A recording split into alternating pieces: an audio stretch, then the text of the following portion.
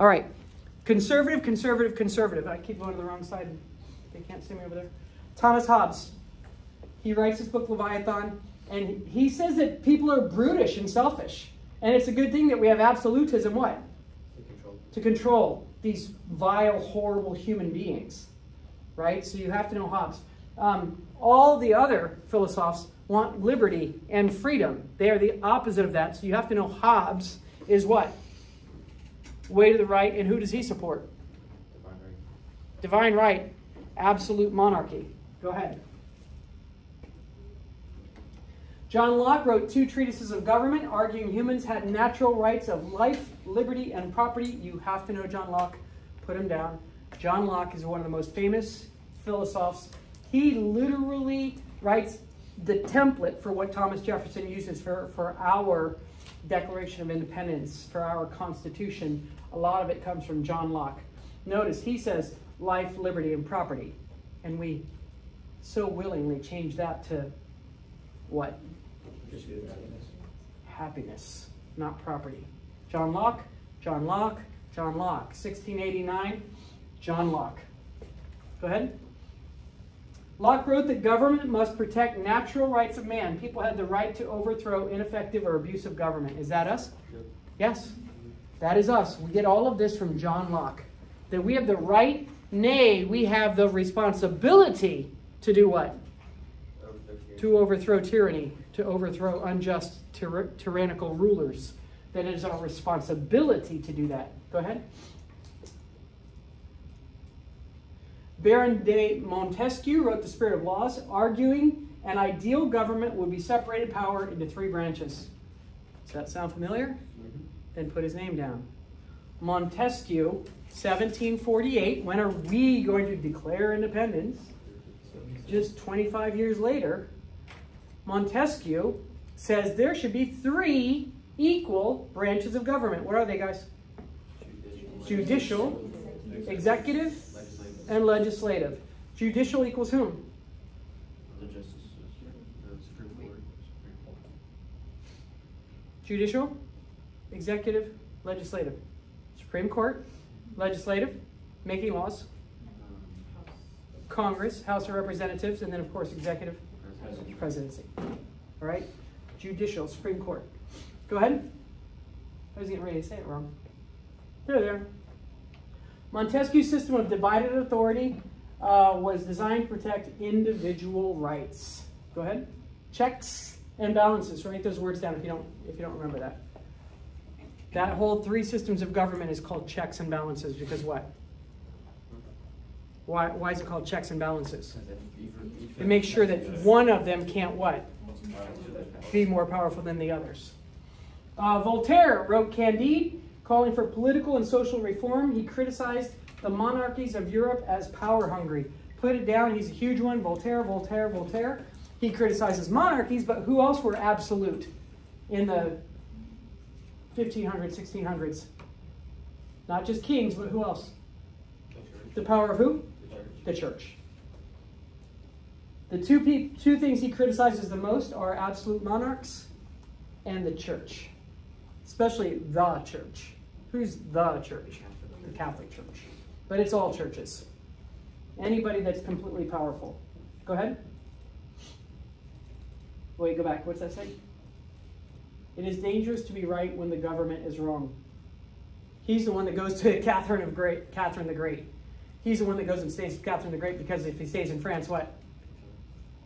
He might not survive long because still Louis XV and Louis XVI are theoretically divine right, absolute monarchs. We're going to find out how well that goes. Which one of them is going to lose their head? With their wife Marie Antoinette? Which one is it? Huh? Charles II. Oh, yeah, but that's Britain. Oh, okay. What Louis is going to lose his head? Not 15, 16. So if you don't know, put it down. Louis 16. How do you write 16? X, V, I, and Marie Antoinette are going to lose their heads. I think it's 1793. I think they lose their heads around 1793. Go ahead. Oh, no, did I say this? No. Voltaire wrote Philosophical Dictionary attacking religion as fanaticism and superstition. That's why he had to leave France. Because France is what? Very Catholic. Catholic. He was attacking the Pope, who is very, very much considered an absolute power. And so he had to leave France. Go ahead. Voltaire. Nothing can be more contrary to religion and the clergy than reason and common sense. These are things he wrote. No doubt he had to leave. I've always made one prayer to God, a very short one. Here it is. My God, make our enemies very ridiculous. God has granted it to me. Go ahead. Okay. Voltaire championed free speech and denounced the government and the church's use of censorship. Free speech, free speech, free speech. You have to know these. What do we call that in America, in the United States of America? They're the amendments. They're the Bill of Rights. They're the Bill of Rights. What is our First Amendment? Freedom of speech, press, assembly, like all of those. Go ahead. Go ahead. Wait, go ahead. Anything too stupid we said is sung.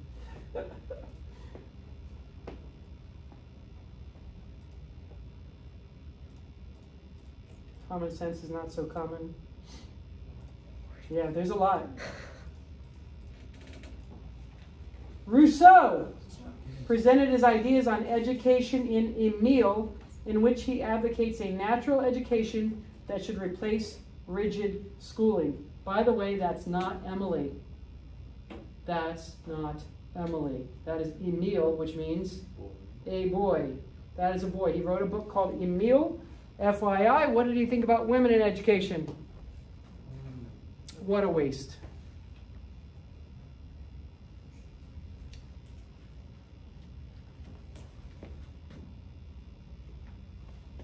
Yeah, I'm not a fan of Rousseau. Rousseau believed that men should get an education that is natural. So I don't know if you know this, but like I remember seeing this. It's somewhere in Scandinavia, Finland, Norway, something. All of the little kids go to school, and then school is outside, like under like a park pavilion, but in the woods. And this is what their whole point is that they should get a natural education, not from rigid schooling where you sit here and take notes and you come in. You go outside and you explore outside, and when you're like, hey, what is this? And then what happens? Then the teacher talks to you about what that is and why that works and how it works and everything else. And then you keep exploring and doing whatever. But I remembered seeing all the little kids in the little yellow like rain jackets and the little yellow boots. And they were all like hiking down the trail, but they were like 4. They were like 4 years old, and there was like 2 or 3 teachers out there with them. And then like there's freaking Gianni back there like just jumping in a puddle, right? And then there's one teacher still back there with Gianni until what? Until he stops jumping in the puddle, right? Whatever he's doing, whatever is making him mesmerized by jumping in a puddle. How many of you understand the jump in the puddle thing? Yeah, I love jumping in puddles, right? Your bikes at the puddles, right? Big fans. So anyway, whatever's mesmerizing him to make him continue jumping in the puddle, it is allowed because he's exploring. Something's happening in his mind that he's decided that he needs to see more about the puddle. Go ahead. So education. Rousseau's social contract discusses the role of government. He believed power lies in the general will of the people. You should put that down also. Rousseau equals the general will of the people. Whose will did we care about previously, before the Enlightenment? Only one person's will. Who? The king. The absolute monarch's will was all that mattered before that. Now, all of a sudden, with the Enlightenment, now the general will of all the people, what is best for all of the people, is theoretically what we care about. Is that still today or no? That's us today, right? So you have to understand that a lot of philosophers, everything that they wrote about is still relevant today. And for sure, it was relevant just 25 years later when we made our Constitution and we made our Declaration of Independence. Go ahead.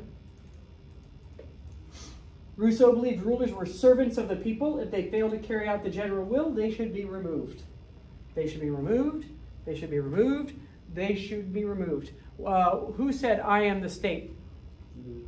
Louis XIV. Can anybody say it in French? Oh, wow, that was really fast. L'état c'est moi. I didn't have that either. I couldn't say that fast. L'état c'est moi. Go ahead. Diderot completed the encyclopedia, which included most current thinking about science, math, art, and government. Diderot, the encyclopedia that you and I know, that is kind of like a book about facts about the world, it's not at all. It was very, very political and had a lot of commentary. Does an encyclopedia today have commentary? Not a chance. Not a chance. This encyclopedia that he wrote had absolutely like snarkiness and everything else. It's not an encyclopedia like you're thinking of. I mean, it is. It's all sorts of art and science, but it has a very clear direction that he's talking about. Go ahead. He helped spread enlightened thinking, and it undermined established political and religious authorities. That's why he also was hated by absolute monarchs. It definitely undermined the monarchs. Go ahead. Salons. French economic reformers called physiocrats were among the first to question mercantilist principles. Physiocrats precede whom? Physicists. No, this is economics.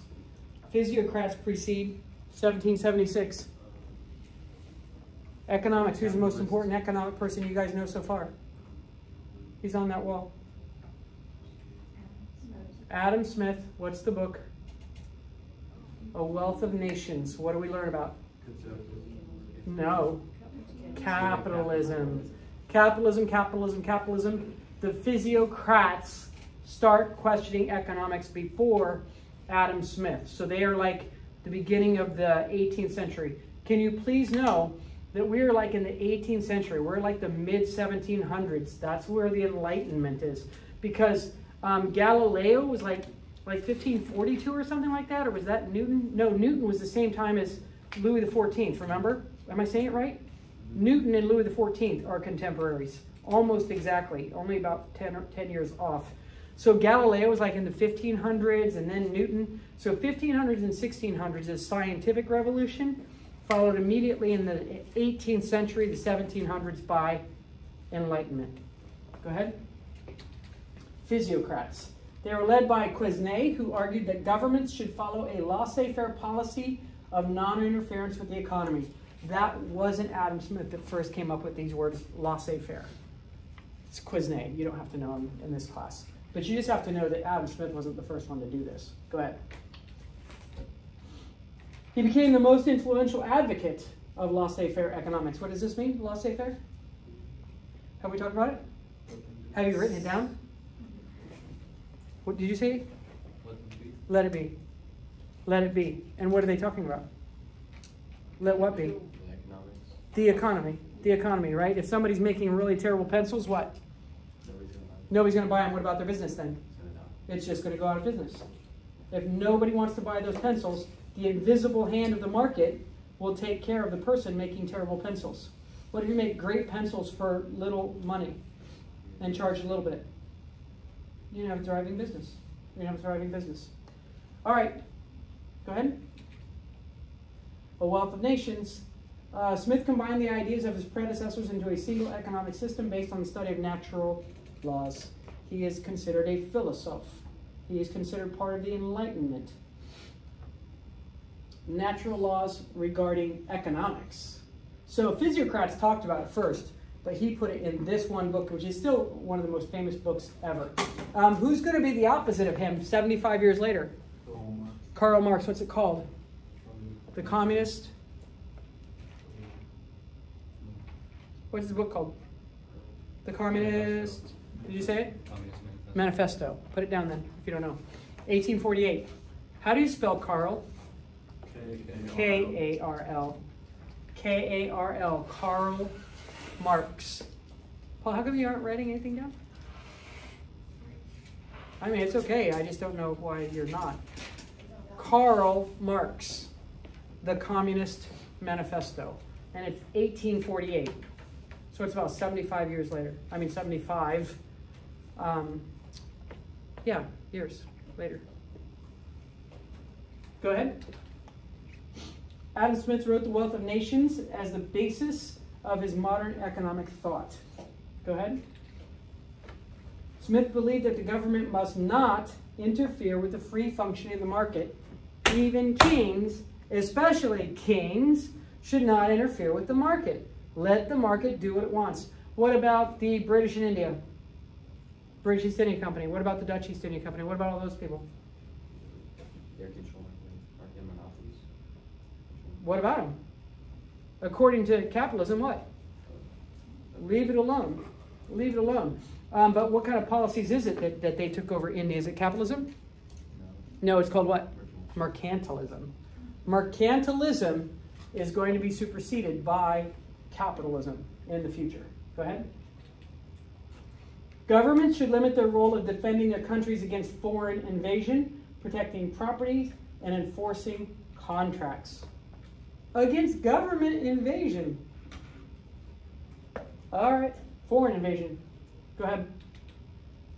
In a free market, the economic laws of supply and demand would create a self-regulating economic system. In other words, that if we don't need castles anymore, but that's what Cody does, is build castles, what's the free market going to do?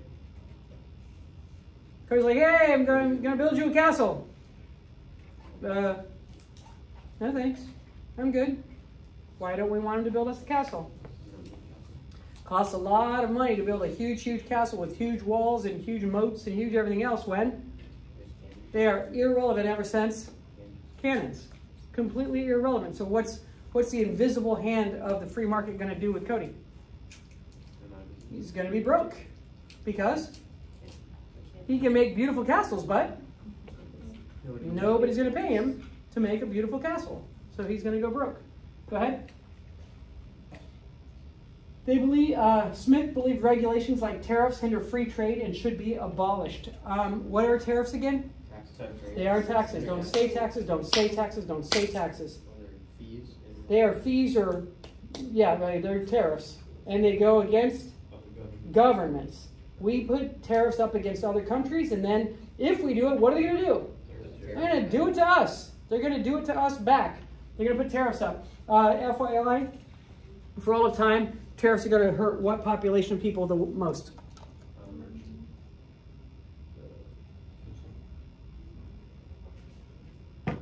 Remember what tariffs hurts the most? Farmers. Farmers, farmers, farmers.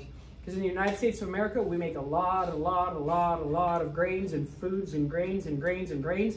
And most of it goes where? Overseas. So if we put a tariff up against people selling us stuff, then they might put a tariff against our grains, and then the farmers are just screwed. They've always been screwed. Smith maintained that every individual was self-interested, which is good. He believed competition and self-interest are socially beneficial. It is beneficial for you to be self-interested. It's good for business. It's good for people to be self-interested. Go ahead. That's Adam Smith. Go back. Anybody know what city it is? It's so cool. You guys, it's like one of my favorite places ever. Isn't it in Italy? It is Italy. It's Venice. It's Venice. It is Venice. It is Venice. It is Venice. This is called St. Mark's Square. And it is so cool. We had such a blast when we went to Venice. I took students there and we had so much fun. Go ahead. The water smells terrible. The water smells terrible. I tried to pay a kid $100 to jump in. I'm like, right now, $100, right now. Right? Dalton's like, I'm going to do it. And then he'd get close and he's like, like, I can't even get close to the water. It smelled so bad. And so he knew if he jumped in, what? Not only did it smell bad there, but if he jumped in, his hair, his clothes, everything were just going to be disgusting. And we didn't have washers and dryers. Like, he'd have to go wash them somewhere. We were like, oh man, it's terrible. Smith's invisible hand of competition acts as an automatic regulator of the market, generating wealth for the nation. Capitalism equals wealth for the nation. Go ahead. Deists, okay, we talked about thought of God as a cosmic watchmaker who created the universe and let it run according to natural law. Go ahead. Much of the educated elite in Western Europe and the U.S. embraced deism, but the lack of emotion was not appealing to people. Go ahead. Thomas Paine wrote The Age of Reason, summarizing the Enlightenment reliance on reason and free thinking. Thomas Paine's who? Who? Yeah, but where? Yeah, that's us. That's us. Thomas Paine equals us. Go ahead. The age of new ideas and action.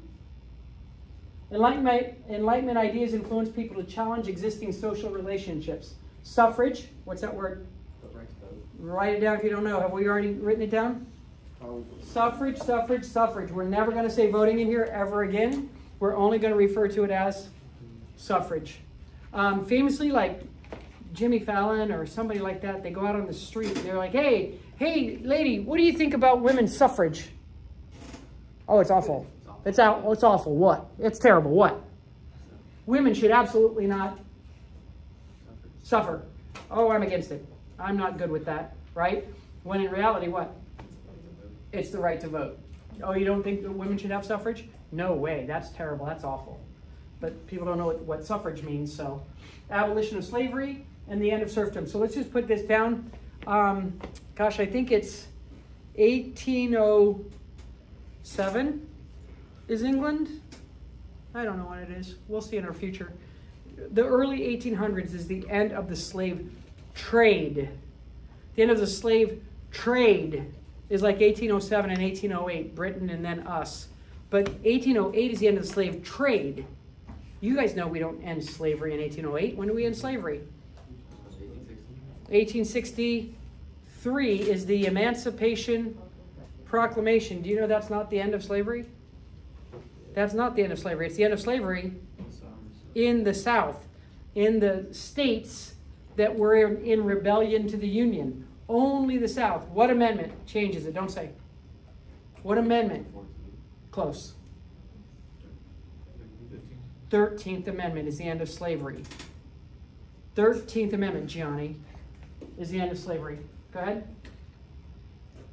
Except in prison. Do you know we reserve the right to be able to enslave people in prison? The 13th Amendment said... What are you doing? Alex! Bless you. The 13th Amendment says no slavery in America unless you are in prison. We reserve the right to be able to... There's a whole different story about that. That's not good. Many Enlightenment thinkers believe that the unequal distribution of wealth and the poor living, working conditions in industrial societies was unjust. Number one person, we just wrote it down. Karl Marx. Karl Marx. This, whatever this is terrible. How many hours a day people work? 12, 14, 16. 16 hours a day. Terrible, horrible, horrible conditions. People losing their arms, people dying. How many of you, if this is what you had to do for 14 hours a day, this would be unbearable to you? What am I talking about? School. What if you had to be here 14 hours? What does that mean? 8 a.m. to what? 10 p.m. How many of you, like, it would 8 a.m. to 10 p.m.? But 12 to 14 hours a day, what? Standard in the Industrial Revolution. And yet you guys sitting here would be like, I can't do it. I can't do it. Go ahead. Conservatives blame the poor for their own problems and did not support systemic changes. Oh, it's their fault that they're rabble and riffraff and poor and despicable. Go ahead. Socialists supported the idea of government planning of the economy, and some demanded worker ownership of the means of production. What's the means of production mean? Say one word. Factories. Factories. Means of production equals factories. That means, what do you make in factories? Steel. Shoes, textiles, steel, globes, pencils. Factories. Factories are the means of production. Who owns factories today? Extremely, extremely, extremely, extremely rich. And who works there? The extremely, extremely, extremely poor. Or the rest of us, the middle of us. Go ahead. In the 1800s, socialism took many forms, becoming especially popular among the working class. Of course, socialism makes sense to the working class. What does it mean?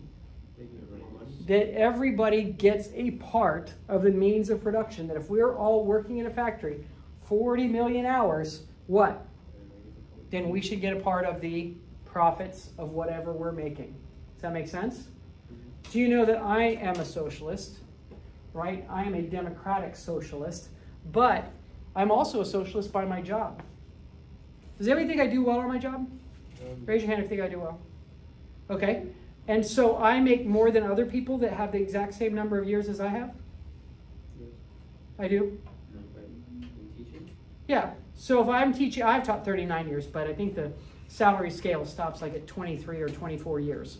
That we all make the same exact amount after 23 years. I make the same as anybody that has worked for more than 23 years. The same. What about if you guys pass the AP exam? The same. It's literally socialism. Teaching is literally exactly socialism. I don't get any bonuses. I don't get any raises. I don't get anything for doing this well. What do I get?